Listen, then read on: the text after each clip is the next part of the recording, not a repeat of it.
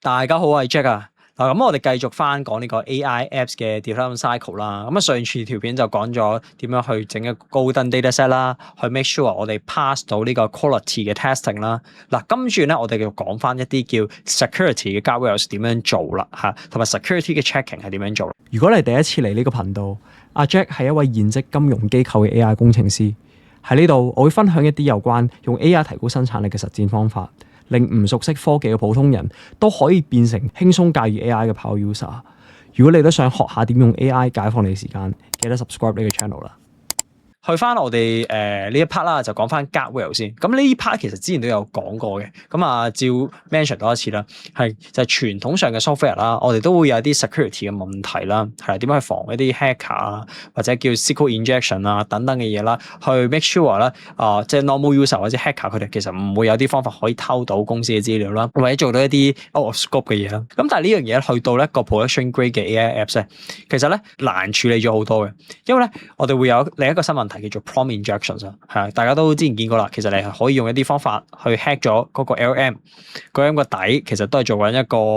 probability 嘅 model 嚇。咁咧如果你真係俾佢 prompt inject 到，其實可以做一啲 out of scope 嘅行為啦 ，out of 你個 system prompt 嘅嘢啦，嚴重嘅泄露你公司機密啦，可能 read 到啲唔應該 read 嘅嘢啦，或者 leak 咗一啲可能 client 嘅資訊啦，一啲 personal information 等等嘅嘢 PI 嘅資料啦。係咧，做呢個 security checking 嘅時候，我哋一定要加一樣嘢叫 guardrail 啊，係一啲叫做 rule base 嘅 guardrail 節點啦，係啦，咁去幫佢啦，做一啲敏感詞可能過濾啦，或者一啲 detect 到一啲唔正常嘅 intention 咧，要即刻用 rule base 嗰個 route 走。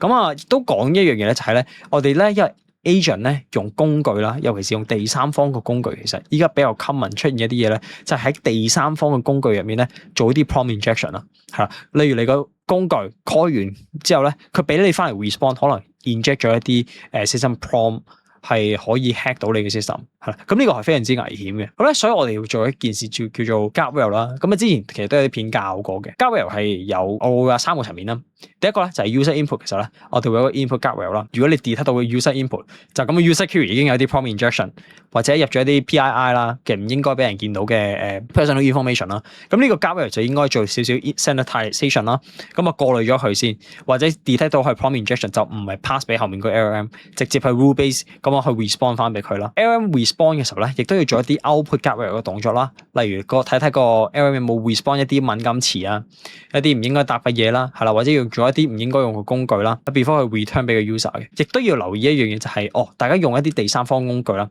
其實要睇清楚 security audit， 睇一睇佢個工具咧會唔會有啲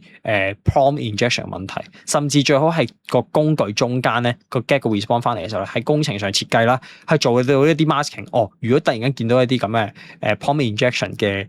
資料啊，即嘅 prompt 喺度咧，咁啊即刻 block 咗佢，唔好俾佢用呢個工具啦。原來用呢個方法你係先可以保到你個 apps 咧，令到咧佢唔會因為第三方或者你 user misbehavior break 咗你個 app 嚇。咁啊記得啦 ，never trust the input。永遠假設咧，你嗰個用戶或者你嗰個第三方工具係準備洗腦你個 AI，係可能會隨時整爛你嘅 AI 嘅。咁所以呢啲 guardrail protection 一定要做得好足。正如咧前面 golden dataset 咧去 check quality 咁咧，其實 security 方面亦都應該有一堆 golden dataset 去行 benchmark 嘅。咁每一次 launch 之前咧，就去行嗰堆可能就係做 prompt injection 嘅 benchmark 啦，去睇下個 LM 係咪真係 successfully 擋到啦，或者會唔會有啲 misbehavior 爆咗出嚟？有就即刻 rollback。當我哋成功過到嗰個 testing 啦、quality testing 同埋 security check 啦，咁啊正式 go live 咗啦。真正考驗嘅營運能力咧，依家先開始嘅，係啦。咁因為我哋會有 continuous 嘅 monitoring 啦，同埋 continuous 嘅 improvement，去令到我哋知道 go live 之後究竟發生咩事嘅。好啦，首先講呢個 continuous 嘅 monitoring 啊。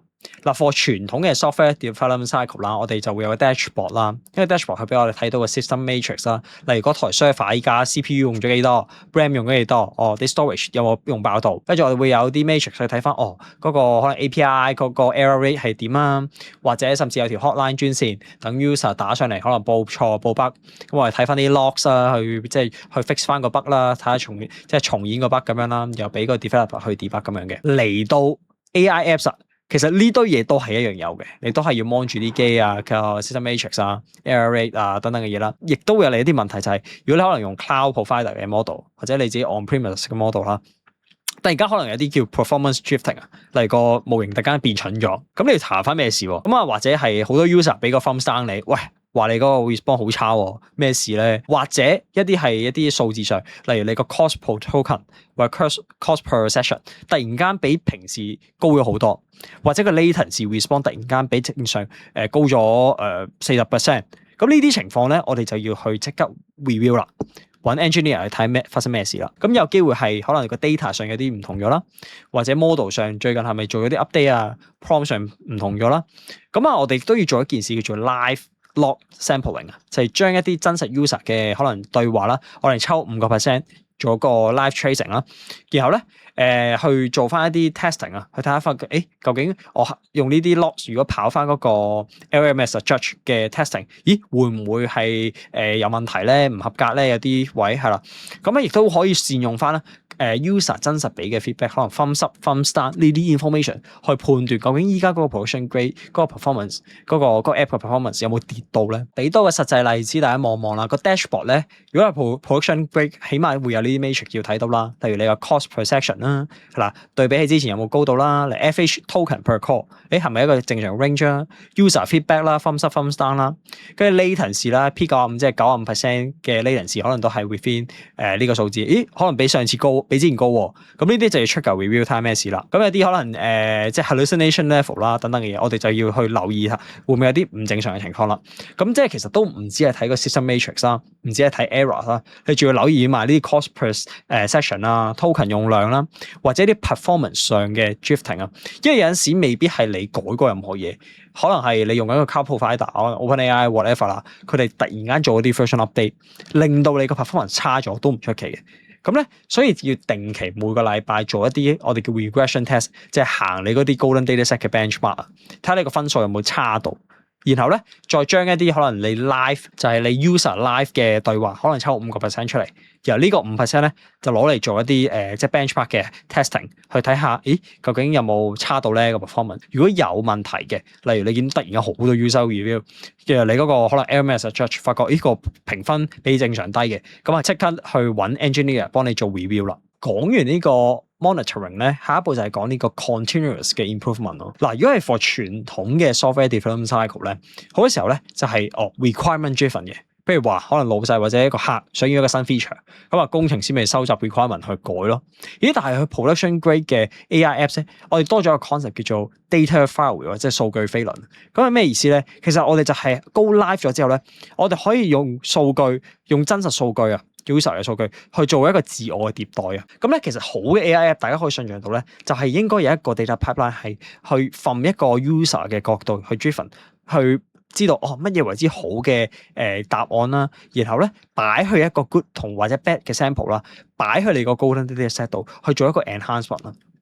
咁啊，實際做法應該係點樣咧？嗰個流程，比如話啦，我哋有一個 live 嘅對話嘅真實流量啦。係啦，我哋會見到 user 咧有啲thumbs up、thumbs down 嘅 feedback，亦都咧我哋會定期做一啲 sampling 咧，可以揾人手去 review 啦，去標記翻一啲 good 同 bad 嘅 sample，然後咧呢啲 feedback 做好晒之後咧，一啲 good 嘅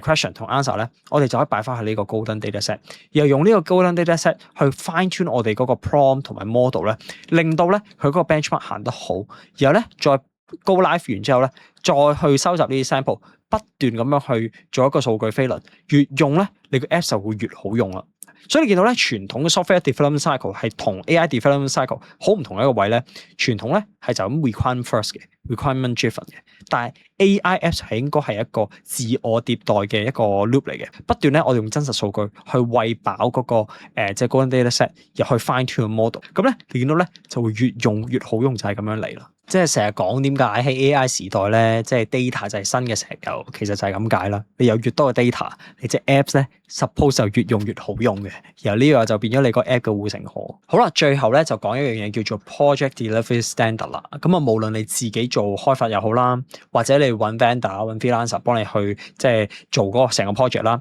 你都要揸住一個叫做 commercial 嘅 production grade 嘅 standard 去收貨啦。For 一個傳統嘅 software development cycle 其實好簡單嘅啫，你有個 feature requirement 寫晒喺 contract 度，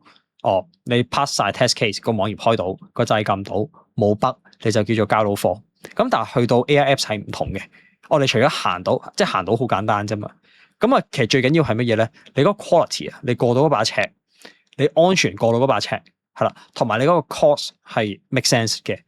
咁你過到呢啲嘢咧，你先叫做 production ready 喎。假如你係真係揾人去做嘅時候，然後個外交團隊就可能淨係俾個畫面你，Happy Flow 行到一次俾你，跟住你又可能乜都唔知嘅情況下，佢又冇俾到一個 golden standard 嘅data set 啦，冇 mention 呢啲嘢啦，冇 mention guardrail 啦，冇 mention token 個 cost 個估算啦，佢俾緊嘅你嘅嘢咧，其實只係一個 POC，而唔係一個 production grade 嘅產品咯。咁呢度咧就俾多一個 summary 大家啦，望望啦，係啦，咩為之 demo 啊？demo 就係一個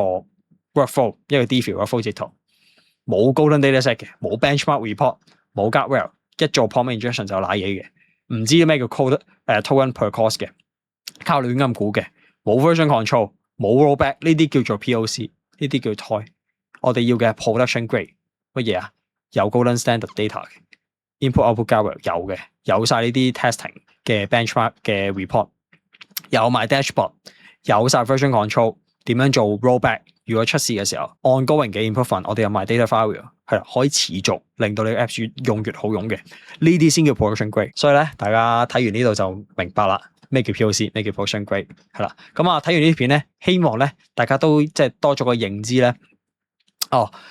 咩為之 POC， 咩叫 production grade？ 點解我哋成日講咧？你起到個 workflow 只係做咗可能2成3成嘅工作，真正煩嘅後面呢堆。係嚟點樣去做到個 management 啦、version control 啦、測試啦、guardrail 啦、monitoring、improvement 諸如此類嘅嘢，係啦。記住 production grade 唔係一張 DeFi 嘅 workflow， 唔係一個 end by end 嘅 workflow 圖，係啦。呢啲先叫 production grade 嘅產品，係啦。咁咧今次嘅 sharing 真係比較長啦，但我希望大家真係學到啲嘢啦，係啦。咁啊個認知啦，對於 production grade 嘅AI apps 咧，係個認知會可以提高到嘅。咁有問題咧喺留言同我講啦。咁我係阿 Jack，係咁先，拜拜。今日條片係咁多啦，鍾意呢條片嘅記得 like 同埋 subscribe，我哋下次見。